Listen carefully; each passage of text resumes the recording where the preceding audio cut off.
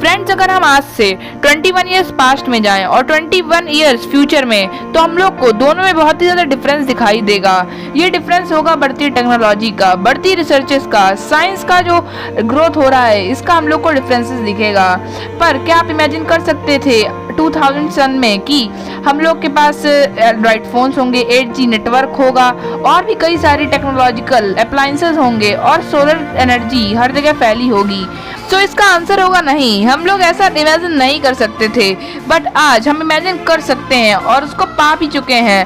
But due to the lack of technology, पुराने समय में हम लोग स्पेस को भी ज़्यादा एक्सप्लोर नहीं कर पाए थे। उस पर रिसर्च करने के लिए हम लोग के पास इतनी एडवांस मशीन्स और सुपर कंप्यूटर्स और आर्टिफिशियल सैटेलाइट्स नहीं थी, जिससे हम लोग के पास बहुत ही कम इंफॉर्मेशन है। बट आज गवर्नमेंट यूनियंस जैसे इसरो, नासा, ये सब स्पेस रिसर्च इंस्टीट्यूशंस स्पेस को एक्सप्लोर कर रहे हैं। बट इसी के साथ स्पेस में कई प्राइवेट कंपनीज जैसे स्पेसएक्स, ब्लू ओरिजिन अपने कदम बढ़ा चुकी हैं।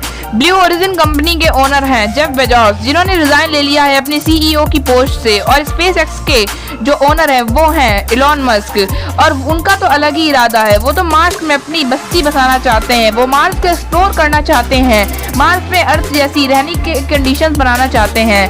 तो ये स्पेसएक्स कंपनी का सपना है, मींस इलॉन मस्क का ड्रीम है, और इलॉन मस्क को इस सदी का सबसे ज्यादा क्रांतिकारी आदमी माना जाता है। बट 5 जुलाई 2021 को अमेजॉन के CEO जेफ बेजोस ने रिजाइन ले लिया और एंडी जेसी को न्यू CEO बना दिया। अमेजॉन में खूब ज़्यादा मेहनत करने के बाद जेफ बेजोस ने जो सक्सेस पाई है वो काबिले तारीफ है। बट अब जब जेफ बेजोस अपने सपनों की ओर बढ़ चुके हैं, उनका सपना था कि वो अंतरिक्ष में जाएं, और वो उन्होंने अंतरिक्ष में जाने का ऐलान कर दिया है, और लोग इसको कंपटीशन स्पेसएक्स और ब्लू ओरिजिन के बीच में देख रहे हैं। बट ऐसा ट्रुथ नहीं है। आज हम लोग को कुछ अलग ही अंदाज में कुछ और ही चीज़ देखने को मिलेगी।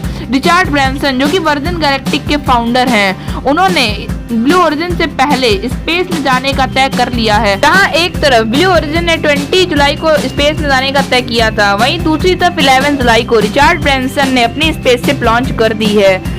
और virgin galactic versus blue origin का अब ये कंपटीशन हो गया है। इसमें हम लोग के लिए खास ये है कि श्रीशा बंदला, जो कि इंडियन एस्ट्रोनॉट हैं, वो उन क्रू मेंबर्स के साथ स्पेस में जा रही हैं। ये इंडिया के लिए गर्व की बात है, और एक कल्पना चावला के बाद भारत में जन्मी दूसरी ऐसी महिला होंगी जो स्पेस में जाएंगी।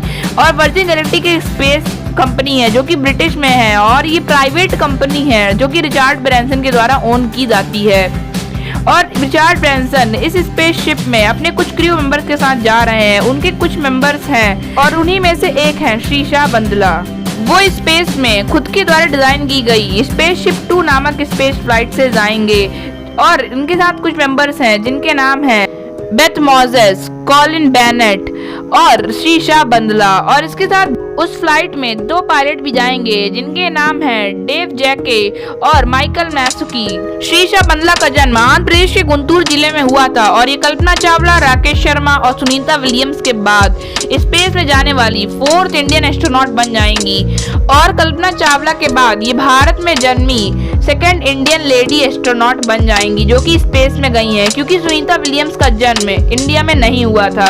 तो ये अपने भारत के लिए बहुत ही ज्यादा गर्व की बात है। So guys, that's all for today. Thanks for watching the video.